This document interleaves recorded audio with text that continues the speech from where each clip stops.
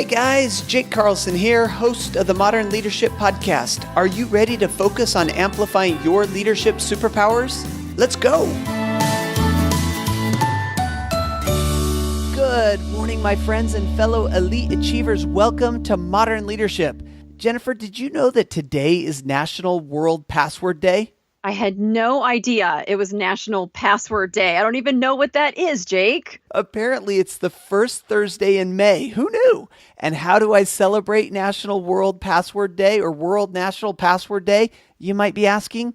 Take the pledge by sharing a password tip on social media, changing an old password to a long, strong one, or by turning on two-factor authentication for your important accounts. Good advice, I guess. But that isn't why we're here today, and that's not why you tune into this podcast, is it? This week's topic is going to be awesome. We're going to be talking about goal hitting, not just goal setting, but actually hitting those goals. And for that, I have invited Jennifer Dawn to join us. Jennifer is a serial entrepreneur and has built 2 multi-million-dollar businesses and is working on her third now. She is a published author, the founder of The Best Planner Ever. Jennifer excels in planning, strategy, execution of business goals, and she is a Profit First certified coach. Jennifer, it's so great to have you with us today. How are you? I'm super good, Jake. Thank you so much. It's lovely to be here. Well, everything that you talk about, everything that you teach, and everything that you write about is ideal for this audience, and I can't wait to jump into it. But before we do, give us a little bit background of who you are. Okay, absolutely. So I am a serial entrepreneur. I've worked in corporate, but I'm really a serial entrepreneur. I started my first business when I was 8. My grandfather had a chiropractic office attached to his home, and there were clients walking in and out. And I was like, I'm going to make an apple stand because, other kids do a lemonade stand and it's so yesterday. And so I made an apple stand, and it was like my first and probably my best business ever. I got to keep all my profits. I had a steady stream of clients. I didn't have to pay for inventory. It was like ideal. And from there, of course, I went on to build my first 7-figure business was a software company. I started it when I was 23, had no idea what I was doing. I was just stubborn and determined. Then I went into corporate. I was also in software there, and I took over the software division for a big $50 million manufacturing firm. They had bought it, and they'd bought a software company and had no idea what to do with it. So while I was there, I grew it from about 300,000 in sales to 2.2 million. And from there, I went on to lead a national network of women entrepreneurs. And because I had actually gone through a divorce and remarried and relocated up to upstate New York, where I'm always cold. It's a good place with good people, but I'm always cold here. My husband, he gets tired of hearing how I'm always cold, but I am. But I'm happy. And then from there, I stepped out into private coaching. That's really what gave me helping the women entrepreneurs. It was a national network, and helping them, mentoring them in their businesses, whether they were in corporate or owned a business, really kind of gave me that courage to step out and start coaching on my own, because I realized, I'd grown these businesses. I had made a lot of money for other people, and it was really time for me to, 1, start making it for myself, and 2, to help others do it for themselves as well. And so that's what I've been doing for the last several years. And through that, I created my best planner ever. Funny story. I had so much going on. I couldn't keep track of it all, and I couldn't find a planner that really worked for me, that had all the pieces in it that I needed. And so I made one for myself. I started using it. I said to my husband, "This is the best planner ever." He's like, "Is it really?" I'm like, "Yes, it is."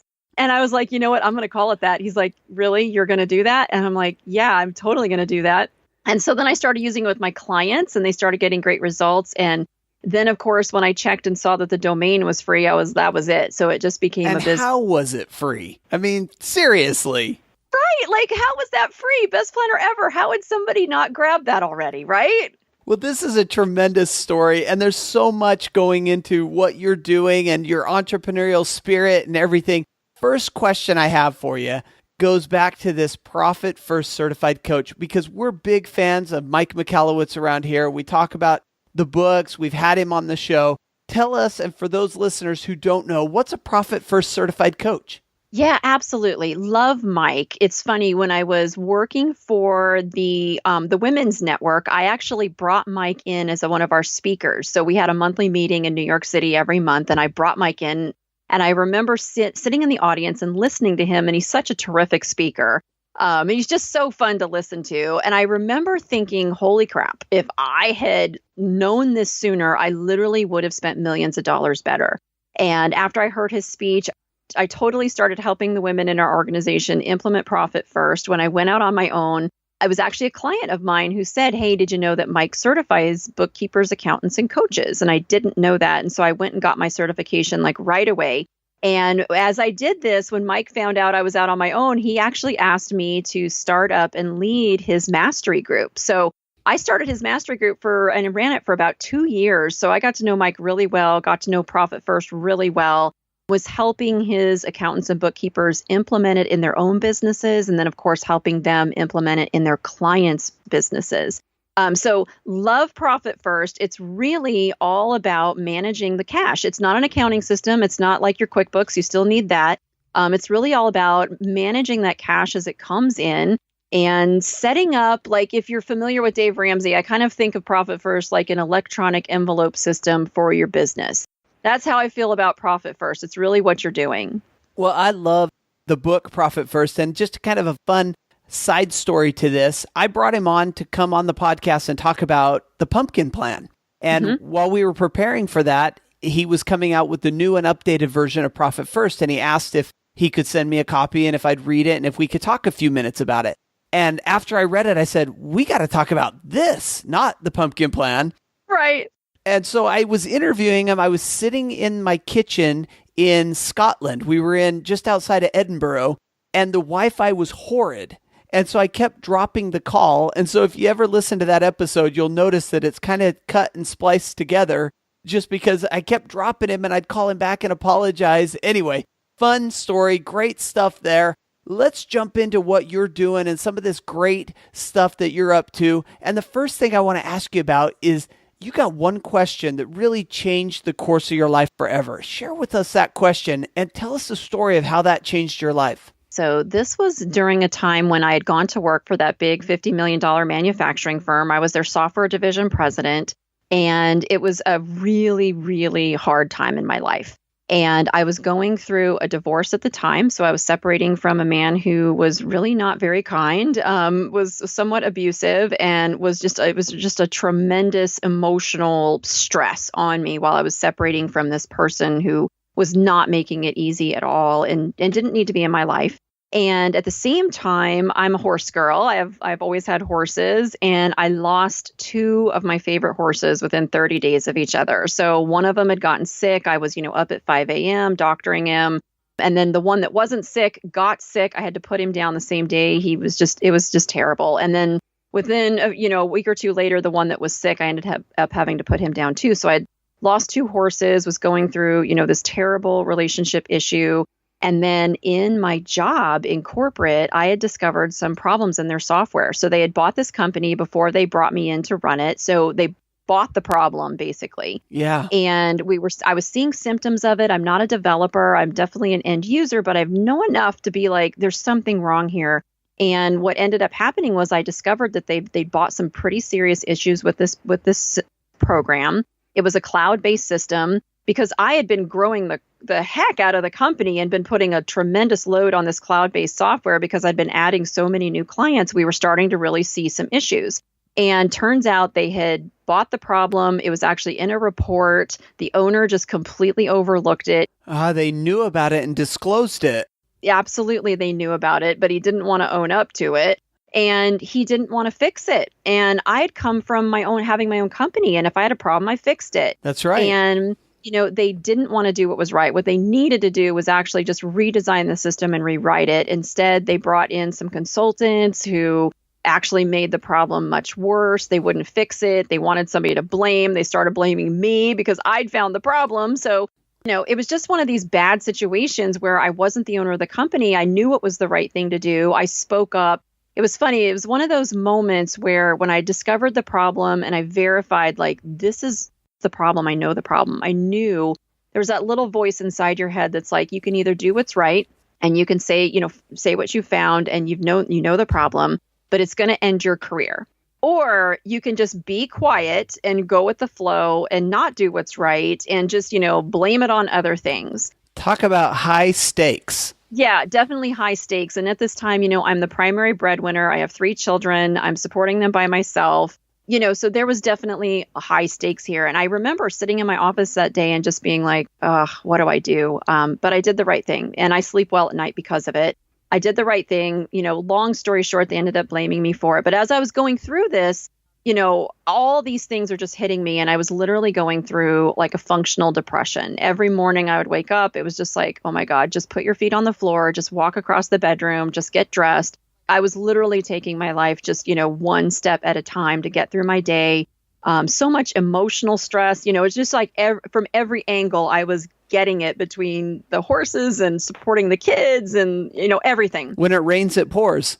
Oh, it was pouring in my life. It's funny. If I think of my life as a timeline, there's like a black mark right there. I was like, that was that time. It was really a hard time for me. And so one day, it's a male dominated industry. I'm the only senior female executive in the company, the only one. And as I walked into this large office building, there was a receptionist that sat out front at the front desk. And one day, as I walked into the building, she stopped me and she said to me, and we were, we would say hello in passing. We weren't like friends. All the other women at the company were either in admin or accounting. There was no other executives. I was the only one. So again, I was feeling the pressure from that, being the only female. So as I walked into the building that day, she stopped me and she said, Jennifer, every day you used to come in here smiling and happy. And she's like, I've noticed that lately when you come in, you seem so sad. And she asked me, wow, is everything okay? And of course, like any high-powered executive should do, I completely busted out and started crying right there at the front desk. Because nobody at this company with, 200 employees had taken even 30 seconds to ask me if I was okay. Nobody. And I was really struggling with stuff going on at the home front that, of course, I couldn't bring into the office. Stuff going on in the office that they were conveniently like blaming me for. There was plenty of people there who knew exactly what was going on, but nobody stopped to just ask me, was I okay? Yeah. And she did. And of course, I started crying. I was like, oh my gosh, like everything's kind of a mess. And come to find out, this woman who works at the front desk, and if it makes it even more profound, so I'm a white girl and she's a black girl, and I'm not racist, but I'm just saying there was that race dynamic going on as well, that she had later told me it took her weeks to gather up the courage to even ask me the question. To speak to someone that's in a senior leadership position in the office and ask a personal question that doesn't necessarily relate, although we all know it does relate to your business, but seemingly on the surface doesn't relate to business. That takes a lot of confidence. It does. It absolutely does. And I was so shocked. I was like, what? How could you have struggled with this for weeks before you were even asking me the question? But she was. So from her side, she was like, oh my gosh. From my side, I could have just said everything's fine and walked inside, but I didn't. I was vulnerable. I opened up. I said, I'm really struggling right now. And come to find out, she led a women's group in the evenings because it's her passion to help motivate and inspire and support women. And so she invited me to come to her group. Normally, I would have said no. In this situation, I said yes. And I showed up. And that first night, it was so weird. Nobody else in the group showed up that night except her and the co-leader. And we literally sat there for like 2 hours with me bawling and them listening. But it was so helpful for me to just like this weight I had been carrying to just get it off my chest. And so I started going to her group every week. And that's really when my life started to shift and turn around. And from this group, I was introduced to a life coach. I started working with the life coach. She's the one who helped me figure out like how to transition out of corporate and what I was going to do after that. And honestly, that was the turning point in my life. And I really credit, her name is Karen. I credit Karen with just asking me that one question is, how are you? Are you okay? That completely changed things around for me. And I think this is a tremendous example of something we talk about a lot, and that is universal choreography. Now, I believe that the universe is conspiring to either give us the things that we're looking for and desiring and working towards, or if we have this negative mindset and we're really down on ourselves, that creates this downward negative spiral. And I think in your life, this was a time when you really needed the universe to send somebody to swing a dance partner in your way and help you to see another option. And one of the big takeaways I took from this story is this idea of working with a coach or a mentor or somebody that can really help you, whether if you're like me, I'm a verbal thinker. Like I need to talk everything out. And that's why I do a podcast, right? I need to talk it out in order to understand it. And so this is a great example that I see of this universal choreography bringing you what you needed at the time you needed it. And now you say, look, it changed the course of my life forever. And so what a great story. I think for this episode of the podcast, I'm going to stick with the theme of ones. So we just asked you what the one question was that changed the course of your life. Let me ask you the next one, and that is the number one mistake that business owners make over and over and over and over and over again. And then how do we fix it for good? And I'll be honest with you, I make this mistake. So let's talk about it. Absolutely. And I believe 100% the universe is always conspiring. I believe that in my heart. And just to give you a quick little, adding a little more to that story. So the life coach that I hired to help me through that, because I agree completely, it was the life coach that really helped me turn things around. So fast forward 2 years, that same life coach actually introduced me to the man that I'm married to today. So now I can't promise that you're going to get a husband or a wife when you hire a life coach. But when you talk about things coming together, if I had never hired her, she never would have done all these things for me. And then eventually she was actually the person who introduced me to the man I'm married to today. And I'm happily married. So I can't guarantee you're going to get a great partner out of a coach, but it was a life-changing decision that I made. I had $900 in my savings account. Her fee was $900. And I had 3 kids to support. There are no coincidences. There are no coincidences. I took the chance, but I was worth the investment. I knew that I had to take care of myself, and I took the chance, and everything worked out so beautifully. Not the same day, but it's what started to shift it. So awesome. So that was that one decision. So we're on one. So the one decision to hire that life coach got me the one husband that I love and helped me get into the one career that I was meant to do. But let's talk about the one mistake. So the number one mistake that I see business owners making, actually people just making in their personal lives, it doesn't really matter whether you're transitioning, you're in corporate, you're running a business. The number one mistake is not getting and taking the time to get clear on the vision of where you want to go.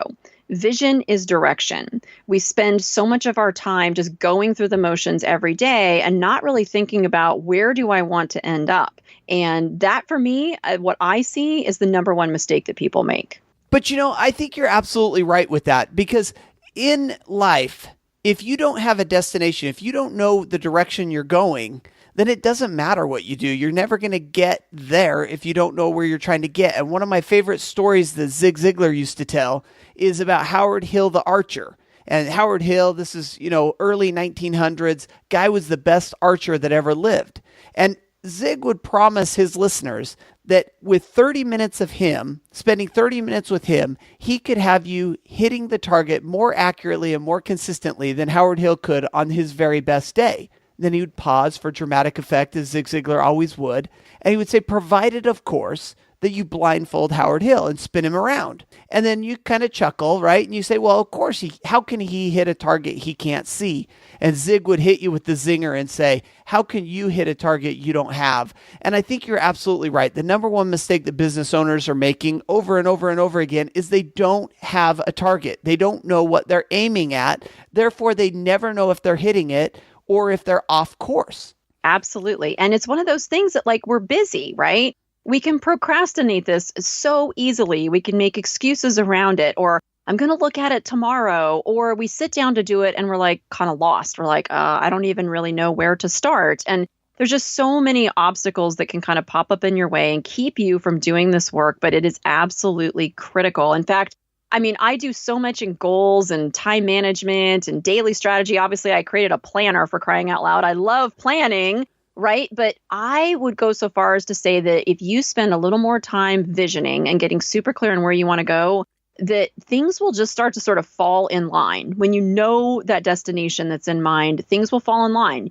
Not to say you don't need to set goals and all of that, because of course you do. But I've seen that the more time I spend getting super clear about my destination, the more it will just start to fall in place. When we talk about the universe conspiring, well, there you go. It starts to do its part when you do your part to get clear on where you want to be. And this is the challenge that I see for business owners moving into the future. And I had a guest on the podcast a couple of weeks ago. We had this conversation, and that is because of all of the smartphones and the email and the able to take work home with us, we are constantly busy. And because we're busy, there's no time for stillness or for silence or for contemplation, for understanding where we're going. We spend so much time reacting and putting out fires that we never have time to be proactive. And what you're saying is we need to take that time. We need to proactively set that time to sit down and identify where we want to go with our business, and not just in our business, but in our lives. Absolutely, we do. And it's easy to procrastinate it off because when I think about that, I'm like, oh, I probably need a couple of hours, right, to do that work. And, oh, well, where am I going to find a couple of hours? Oh, I'm not going to be able to do that. Or maybe next Tuesday. And it doesn't happen. And so one of the things that I suggest is that, you do need to work on it, but you can work on it 10 minutes a day. Like we can all find 10 minutes, all of us. There's no excuse not to be able to find 10 minutes in our day. And even if you just worked on it 10 minutes a day, over the next week, there's your first hour. And same thing with next week. Yeah, it's going to get done a little slower, but it's going to actually get done instead of procrastinating it because you're trying to find a couple of hours that you just can't find in your busy schedule, and then it never gets done. Yeah, great suggestion. All right, let's move on to our next one. And that is, today in business, you need this one thing to survive, to excel, to succeed. What's the one thing that we need today to thrive in business? A good plan. A very, very good plan. And the good plan, of course, is only going to happen after you have that clear vision. But once you have the clear vision and you from there, you can create a clear plan. And in that plan, you need to have strategy. This is the thing that so many people just completely skip. And you know what? It's not just in business. It's in our lives. It's in our relationships. It's in our health. Strategy always falls in there no matter what. It's not just business. But the strategy is kind of that pre-thinking it. And so you may have seen this where it's like, oh, let me set a goal and let me get busy working on it. And we just kind of completely miss the whole strategy piece. But the strategy is the pre-thinking it through and, what is going to get in my way? What obstacles am I going to come up against? What education do I need? Maybe I need to hire some people. Maybe I need to go get a certification. There's a whole series of questions that I run through when we do strategy work. And it's that pre-thinking it out. And really, that's what a good plan is. There's a great quote, Plans are nothing, planning is everything by Eisenhower. And I didn't used to know the difference, but now I totally know the difference. Anybody can make a plan, but it's the doing that planning that's going to make you truly successful. And how do you respond to someone that says, I'm just not very good at strategy. I just don't think in a strategic way. I'm more of an operator. I'm more of an action taker, not a strategist. How do you respond to somebody like that? I say I was too. I absolutely was too. So get on my website and download this form that I created because it will walk you through all the questions that you need to ask. So even if you're not good at strategy, that's totally fine.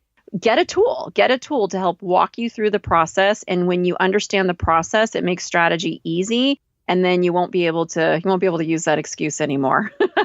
All right. We've got to talk about this best planner ever. I mean, with a name like that, we got to talk about it. Now, I don't use a planner like I used to. In the Franklin Covey days, I used to have a planner that I would use often. Now I'm kind of using a mix between calendaring and Asana tasks, but I need some help here. So help me out with this idea behind the best planner ever and how planning and using a planner can really impact my success moving forward. Yeah, absolutely. So when I created the planner, this was one of the things I was struggling with. It was just I had stuff in electronic calendars. Actually, my desk, I had a Walmart planner. There was a $10 Walmart planner that was all for my time blocking and my scheduled appointments. I had a vision board. I had my goals written down. I had sticky notes everywhere. It was just a mess. And I needed to kind of bring it all together. You probably have seen there's a huge uprising of planners these days. Everybody seems to have one, right?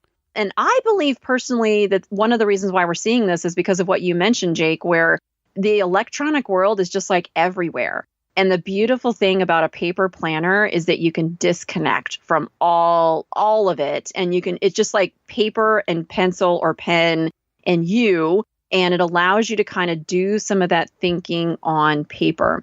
But one of the things that I noticed is that my planner was actually contributing to my being too busy and my overwhelm because I like lists. Okay. I like lists.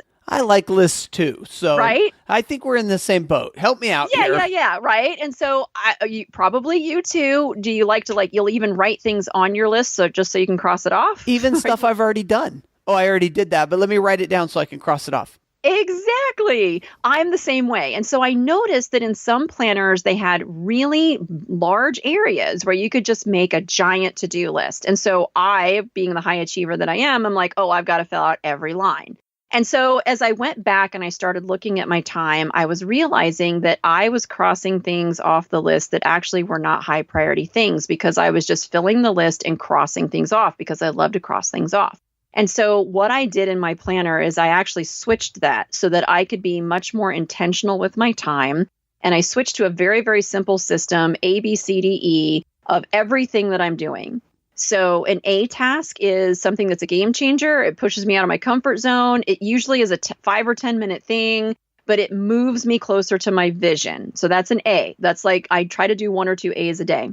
A B is important. I'm going to do it anyway, like show up for my podcast interview, right? I'm going to do that no matter what. So it's a B. And C is going to be things that I can do whenever time permits. D is delegate. E is eliminate.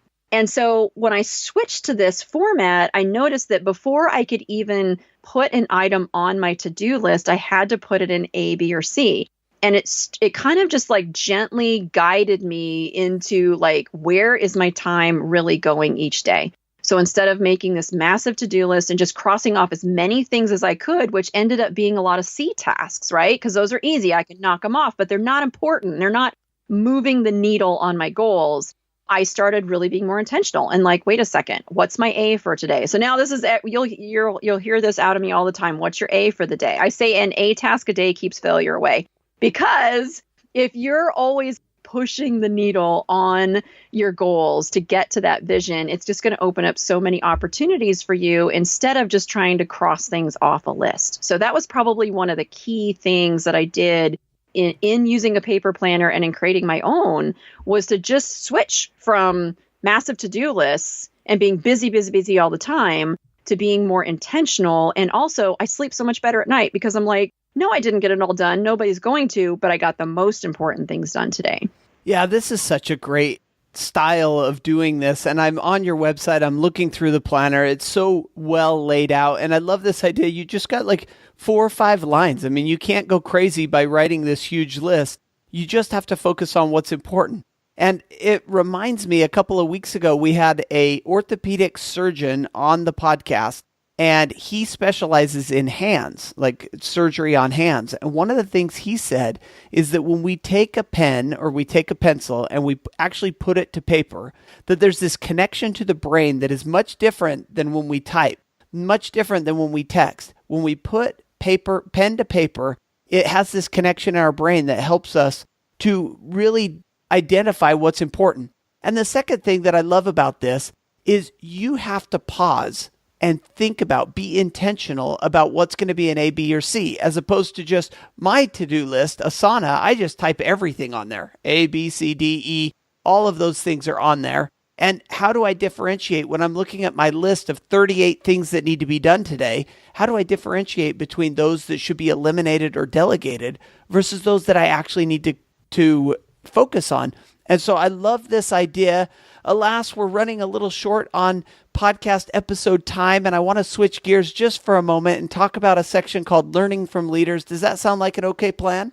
Yes, absolutely. All right. So our first question in this section is the book currently on your Kindle or bedside table. What you reading? Present Over Perfect by Shauna Nyquist. Love it. It's all about, we talk about all the stuff going on. It's about being present instead of the idea of perfection and trying to do everything. And I'm loving it so far. Yeah. And I love the title, right? I mean, right. It's such a great title. Yes. Move forward. Do it. Act. It doesn't need to be perfect. I love that. That's right. That's right. All right, next question. Your leadership superpower. I was an inspirational leader. I took your quiz, which was super fun, and I'm an inspirational leader. I wonder if we just attract inspirational leaders to the podcast, because the last 3 guests have all come up as inspirational. And of course, you're referring to the superpower assessment that's on jakeacarlson.com/superpower. It's a free assessment to find out which of the 5 leadership superpowers you lead from. And inspiration is clearly radiating from your voice. From the moment you got on this call, before we even hit record, I could just tell that you're an inspirational leader, which, by the way, prior to being called inspirational leader, we actually called it the enthusiastic leader, and then we made the shift. So I think that's absolutely dead on with you. Thank you for sharing that. Our next question, and this is a motivational quote, philosophy, or mantra. And of course, I love an A task a day keeps the failure away. But share with us a motivational quote, philosophy, or mantra that you live by.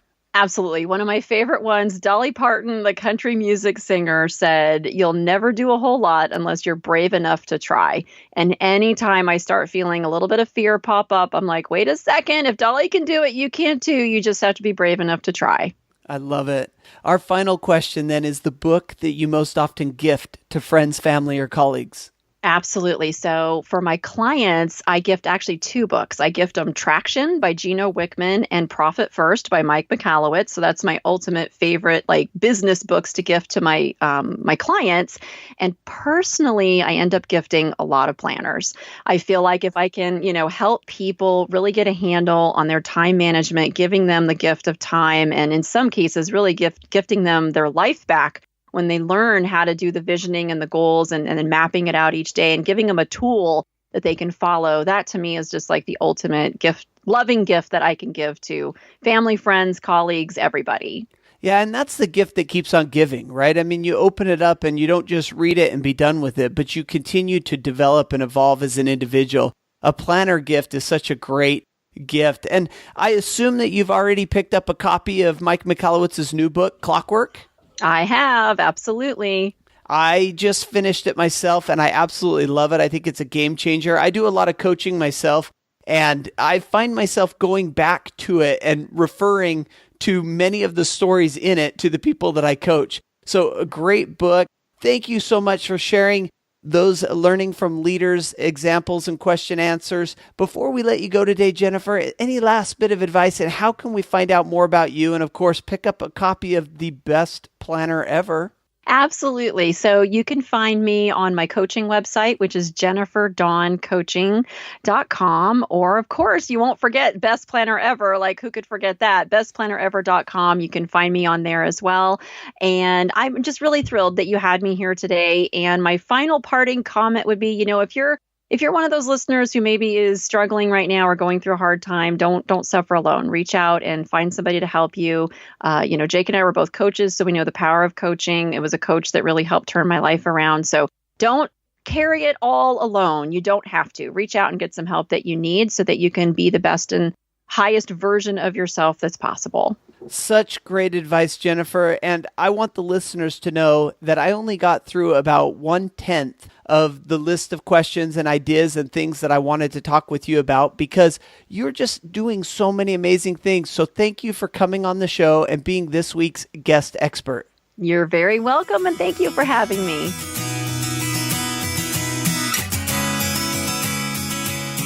All right, my friends, an inspirational leader indeed. It was so wonderful to have Jennifer on the show. And I'll be honest with you, from the minute I picked up the phone to call her, I could feel the energy. I could feel the enthusiasm. It was just so exciting to work with somebody that has that much passion about what they do. And hello, best planner ever. What a great idea to put together a life plan, a way to really figure out the direction that she's going. Remember, as we talked about that during the episode, that too many people have no idea where they're trying to arrive, where they're trying to get, and therefore they have no way of knowing A, how to get there, and B, when they get there. And so don't be that person.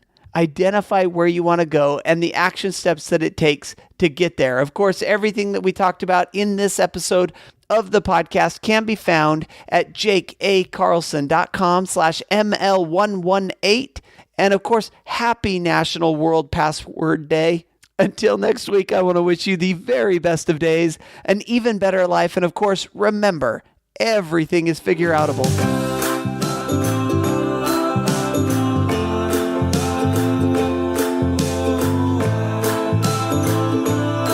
Thanks for listening to the Modern Leadership Podcast. You can find me on Facebook at Speaker Jake, on Twitter at Jake A. Carlson, and of course the website, jakeacarlson.com. See you there.